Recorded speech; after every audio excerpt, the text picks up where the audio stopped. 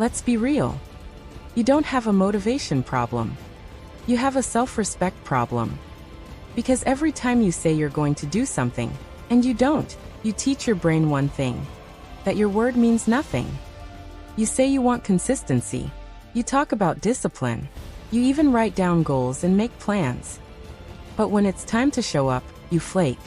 You skip the workout. You procrastinate on the project. You justify the scroll. Then you convince yourself it's because you lost motivation. That's the biggest lie you tell yourself. You don't need motivation. You need integrity.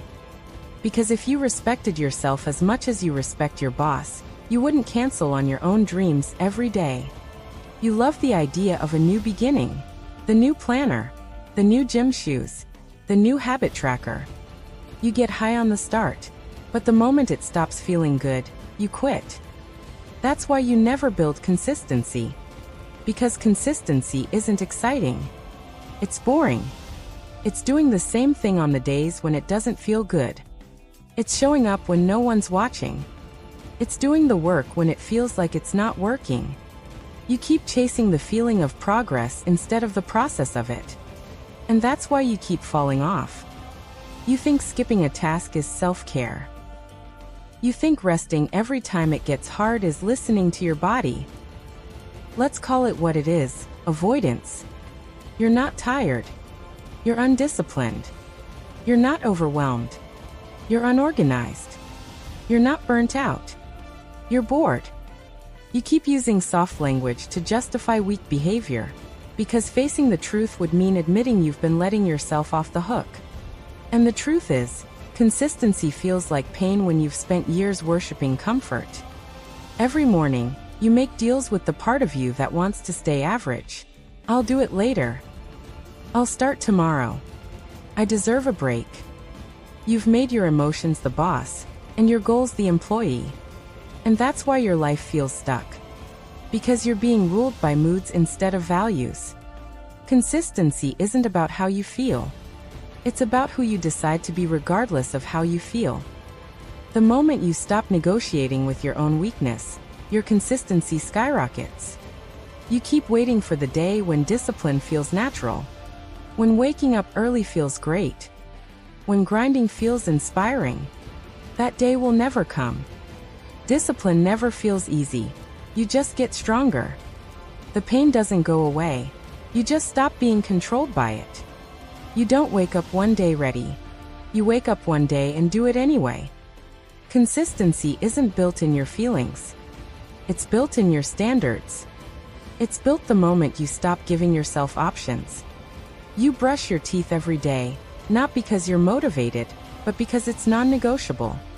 That's how consistency works. You remove the choice. You don't try to go to the gym. You go. You don't plan to write. You write. You don't hope to grow. You grow. Stop waiting for inspiration. Start building identity. Because the second you decide this is who I am now, you'll stop looking for motivation to act like it.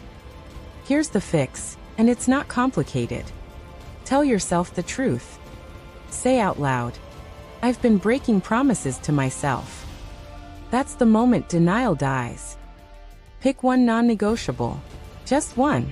Something small enough to win every day. Keep that promise, no matter what.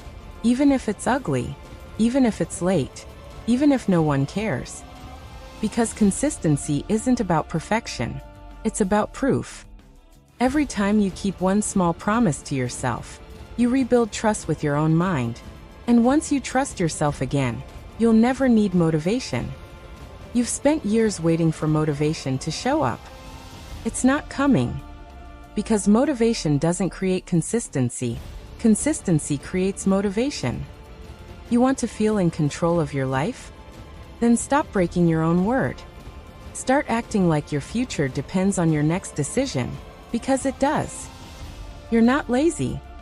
You're not broken. You're just addicted to comfort. And the cure isn't inspiration. It's action. So stop watching. Stop planning.